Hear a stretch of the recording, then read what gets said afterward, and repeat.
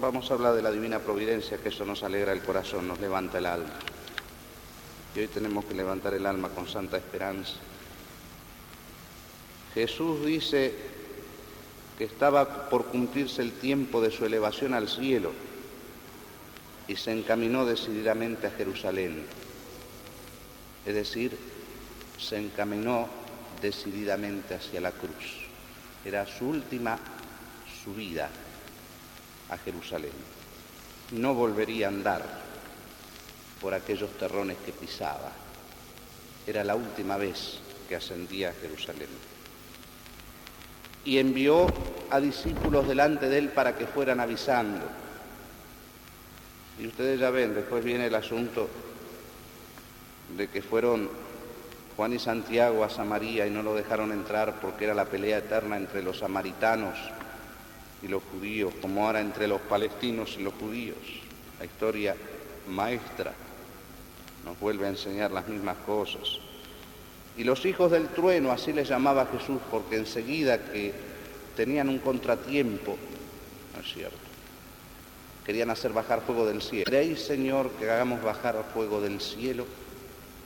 Dice que Él los reprendió, porque estamos en el tiempo de la paciencia de Dios. Y si Dios es paciente con nosotros, ¿cómo nosotros no vamos a ser pacientes con los demás?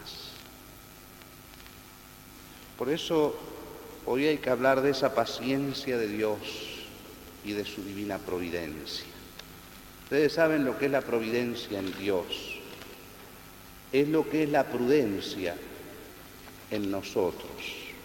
La prudencia es la reina de las virtudes humanas, de las 4 virtudes cardinales. Los cardinales son las bisagras, ven, donde se mueve la puerta, ese es un cardinal, los ejes donde gira la puerta. Donde gira el hombre, gira sobre 4 ejes, que son las 4 virtudes morales, que después por la fe se hacen infusas: la prudencia, la justicia, la templanza y la fortaleza. Pero es la prudencia la reina. ¿Y qué quiere decir prudencia, Padre? Es la recta razón en el obrar, la recta razón en el obrar. Por eso adorna el intelecto práctico, no el intelecto especulativo, sino es cuando un hombre obra rectamente, como Dios manda. Esa es la prudencia. Y para obrar así, el hombre tiene que tener 3 tiempos, porque estamos en el tiempo. Tiene que tener el tiempo pasado presente, porque es experiencia. Tiene que tener el presente presente, porque es visión del presente.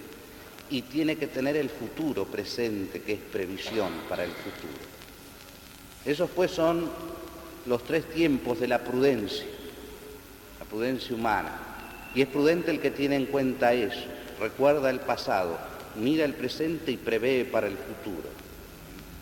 Eso es prudencia. Y obra de acuerdo a eso, según Dios, según la recta razón. Esa es la prudencia. Pero en Dios no hay prudencia. Santo Tomás, siguiendo a Aristóteles, y lo decimos siempre, tanto veneraba esta virtud que decía que al hombre que le falta la prudencia le faltan todas las virtudes, porque por la recta razón el hombre se ordena o ordena sus medios, su obrar hacia el fin que quiere alcanzar. Por eso hay una prudencia de la carne, que se dan los religiosos, en los curas, también se dan las monjas. Y hay una prudencia espiritual, cuando el hombre tiene fe, entonces cambia el fin. El hombre prudente, según la prudencia de la carne, es el que ordena todo a su fin, es decir, a sí mismo, a sí mismo. Entonces usa todo lo que le conviene. ¿Ven? Esa es la prudencia de la carne, a su fin temporal. Pero el hombre que tiene fe no tiene un fin temporal, sino que tiene un fin eterno, un fin sobrenatural, que es Dios. Entonces el prudente sobrenatural la prudencia no de la carne, sino la verdadera prudencia. Es más, la prudencia que empieza en la carne y termina en el espíritu, elevada por la virtud infusa de la prudencia, esa prudencia es la que hace ordenarnos al fin sobrenatural, aunque nos cueste la vida, aunque nos cueste la cruz. ¿Quién es el más prudente sino el mártir? Pero Padre, pero el martirio es virtud de la fortaleza, sí, el acto más egregio de la fortaleza, pero ¿quién lo dicta sino la prudencia? Con tal de alcanzar aquel fin que es Dios, no importa un rábano todo, aún la vida. Ese es el mártir, ¿ven? Esa es la prudencia sobrenatural, la que ordena todo nuestro obrar para alcanzar a Dios. Esa es la verdadera prudencia, la prudencia del cristiano, es decir, la prudencia del bautizado. El bautizado no puede tener otra prudencia. Y digo que a veces la prudencia de la carne se confunde con esta. Y muchos, aún vistiendo talares y hábitos religiosos, y solios, o solideos, o mitras, usan la prudencia de la carne y no la prudencia del espíritu. Entonces ordenan todo para acá y no lo ordenan para alcanzar la vida eterna. Lo mismo que la política, que no es más que prudencia, es la prudencia social, que ordena todo al bien común, y el bien común universal es Dios. Que lo sepan las nuevas autoridades que asumirán, que el bien común universal es Dios. Aquellos de Samaria no quisieron recibir al Señor, no tenían prudencia sobrenatural. ¿Y cuánta prudencia sobrenatural ha faltado? Política en estos tiempos. Prudencia social sobrenatural. El bien común universal. Dios es lo primero. Aunque lo dice la Constitución.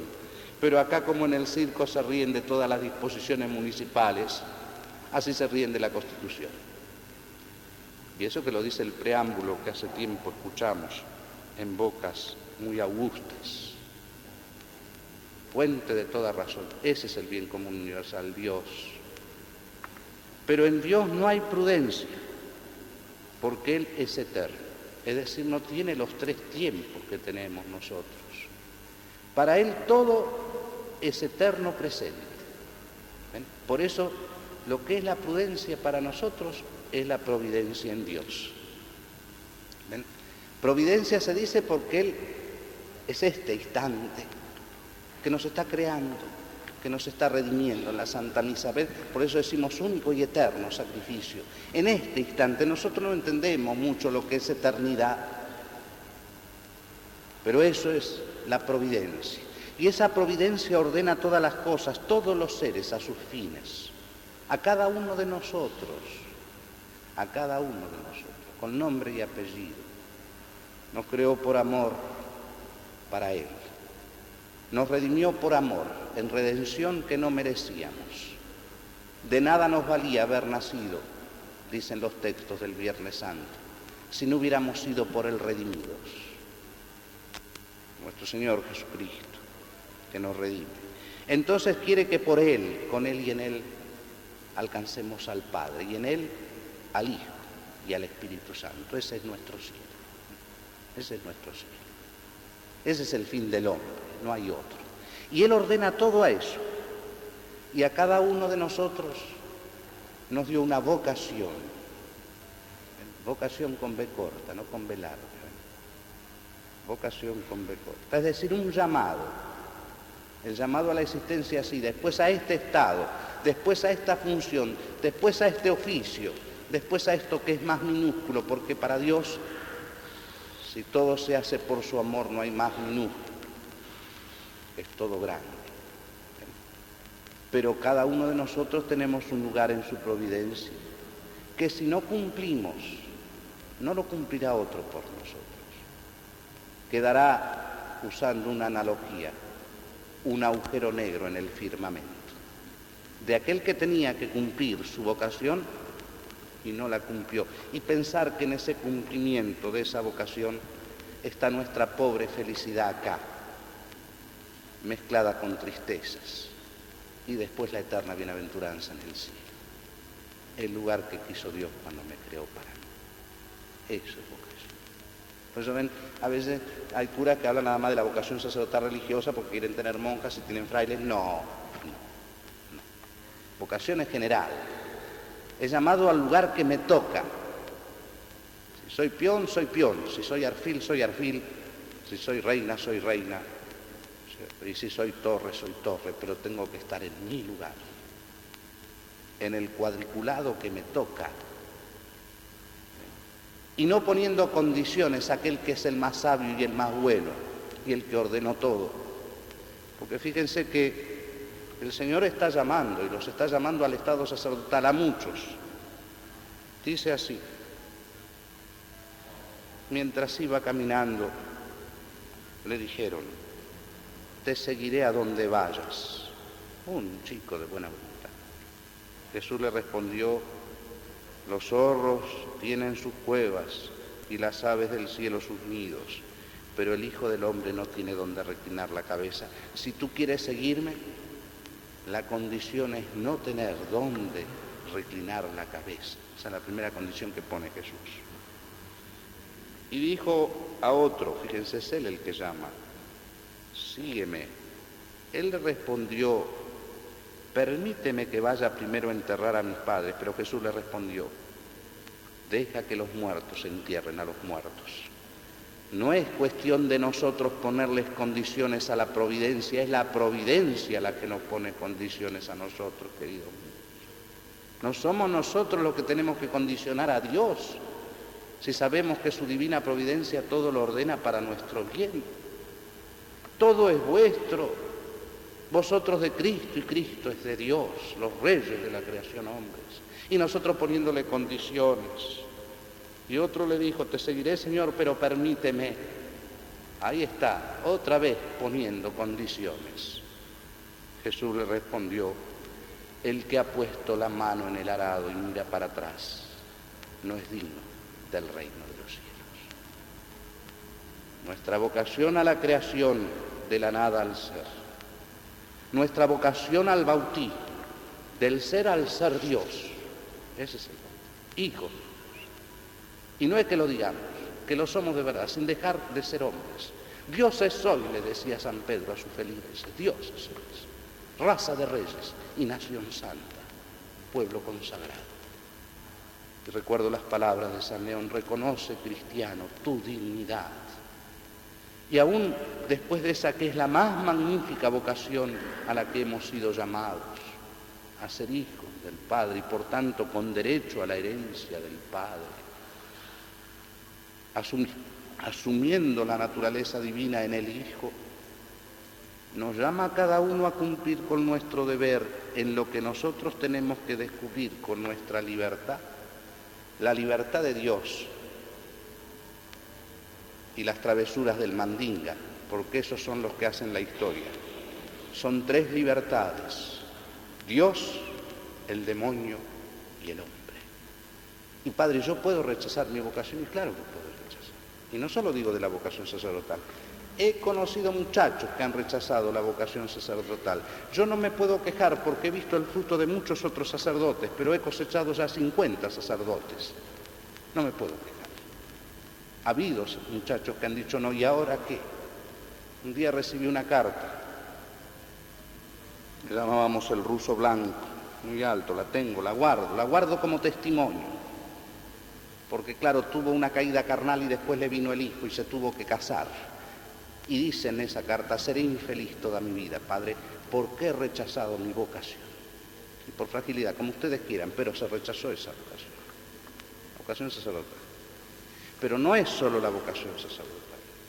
El llamado, ¿para qué me llamó Dios a la existencia? ¿Para qué existo? El para qué de la existencia. De cada uno de nosotros estoy cumpliendo mi deber, aunque sea barrendero, pero si yo soy santo, aunque sea mendigo, como San José Benito Labre.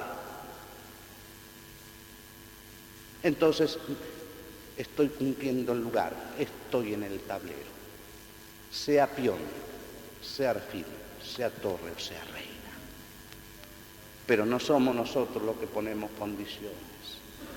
Y la condición es el que quiera ser mi discípulo, que tome su cruz y me siga. Dice el comienzo del Evangelio: Jesús se encaminó decididamente hacia Jerusalén, es decir, hacia la cruz. Iba adelante, dice que los apóstoles tenían que ir caminando un poco ligero. Iba hacia la cruz. Por eso, al hablar de vocación, es hablar de la cruz. ¿A qué fue vocado Cristo, sino al madero?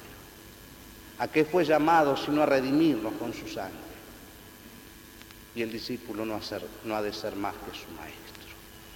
Si a él lo trataron así, también nosotros. Pero no andemos con engañifas, ni andemos poniéndoles condiciones a la divina providencia, y más en estos tiempos, en donde uno tiene que saber florecer como el cactus en medio del desierto y con poca agua.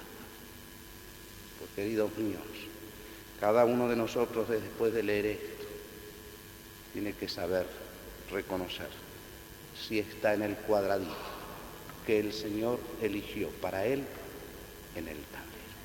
Y de eso dependerá su pequeña felicidad acá, su imperfecta felicidad acá, y después la bienaventuranza en la vida eterna. Yo es lo que le pido al Señor, hoy que tenemos que florecer en esta parroquia en medio de un circo. Y la Iglesia nació en el circo, nació con la sangre de los mártires. Ayer celebrábamos la fiesta de los primeros mártires romanos, los que murieron con San Pedro, porque dice Clemente Romano que Pedro y Pablo fueron martirizados con ingente multitud. Esa ingente multitud que había recibido el bautismo y supo derramar su sangre para que nosotros hoy tuviéramos su fe, supo cuál era su lugar en el tablero, pues que también nosotros lo sepamos. Esa es la gracia que pido para mí y para vosotros, por intercesión de la Purísima, que ella nos lo conceda.